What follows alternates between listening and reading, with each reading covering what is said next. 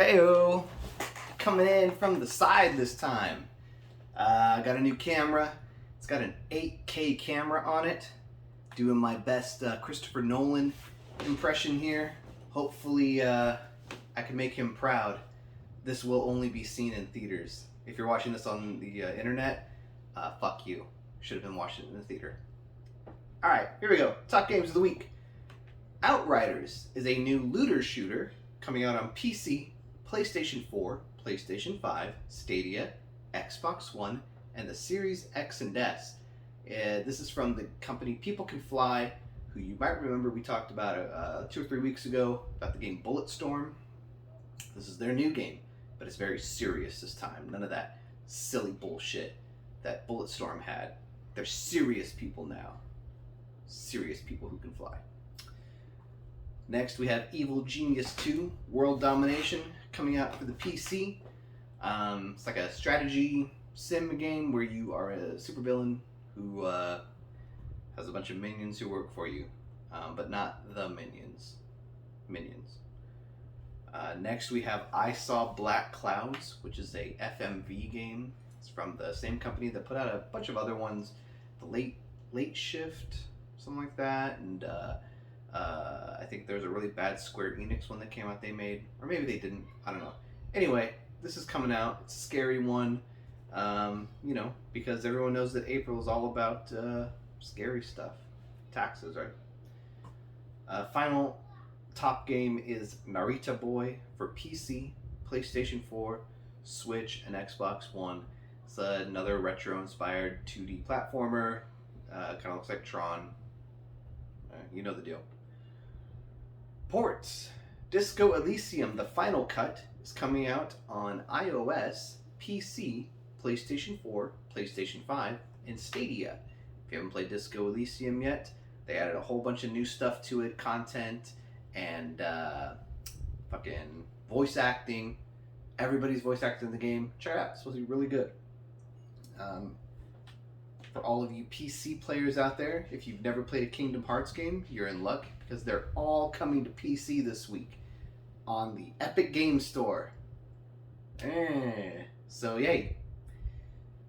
You gotta take what you get, right? It's coming to Epic Game Store. You want to play it. You never played it before. Tough beans. Tough beans, okay. Next we have Ty the Tasmanian Tiger Part 2. Bush Rescue HD coming to the Switch. Did we need this ported? No. That's it. Finally, Resident Evil 7 Biohazard, the Gold Edition, is coming to Stadia just in time for them to remove it when the whole thing goes offline, probably before the end of this year. Do you really think Stadia is going to last more than a year? Give me a break. Next, expansions. Hitman 3, one of the best games of the year so far, has its new expansion coming out called 7 Deadly Sins Act 1 Greed, where you go back to the Dubai level and you can use your greed to carry weapons over between missions or some shit. I don't know. It looks cool. It's a great game. You should play it. It's really good. Oh, The Binding of Isaac Repentance is coming out on PC. If you never played Binding of Isaac, this is just more stuff. The guy who made it said there's 500 hours worth of content that they've added to the game. I don't know why you need to play Binding of Isaac for more than a couple hours. But I mean, if you want to go 500 hours playing this game, knock yourself out. That's going to do it for new games. Now let's talk about notable titles. 10 years ago, on the PSP, we got The Legend of Heroes, Trails in the Sky. This is an old JRPG series that we didn't get in America until much later than Japan did. It's pretty fun. I'm playing it on PC right now, and I find the characters a little annoying, but everybody tells me, no, they get better, they're gonna get good. And so I'm like, okay, whatever. The girl is just a total... I don't know. She kind of sucks, but I guess she's gonna get better. I just gotta get through 90 plus hours of story with her. What the hell is this? This is supposed to be The Simpsons. I guess 20 minutes went by. Whatever. And then we have Simpsons Wrestling for the PlayStation. Came out 20 years ago. Considered one of the worst games ever made. I don't recommend you play it. Nobody should ever play it. I don't even know why I'm talking about it. It's awful. But it came out 20 years ago. 30 years ago, a really good Simpsons game came out. The Simpsons arcade game, which was playing here, and now it's playing Did You Know Gaming. I guess that's what the algorithm decided I wanted to see next. Whatever.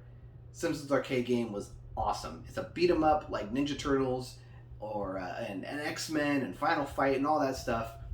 Very funny. Has great sound effects and music that I can still hear in my head to this day. You know, if I hear that Bart flying like that, like I'm like, oh, I'm at Chuck E. Cheese in 1991. I know exactly what I was doing, you know, that day. It's like Simpsons Arcade is ingrained in my soul, and if you've never played it, you should definitely try to find a copy somewhere if you can. Finally, 40 years ago, the game Defender came out in arcades. Also another all-time great, made by Williams. They were really known for kind of pinball before that. Defender is one of their first big arcade games. Yeah, it's great. You're a spaceship and you're flying around trying to, you know, get aliens before they steal the humans from Earth. I gotta go now. I'm a little disappointed in this setup. I don't know if I'm gonna do it again next week. I have to figure something out. See if I can get some kind of a remote, because I gotta get up and stop this, and I don't know if I can edit these videos. So anyway, bye. I'm gonna go. I'm gonna do this. Hi. Hi, how are you? How's it going? Hi. Hi.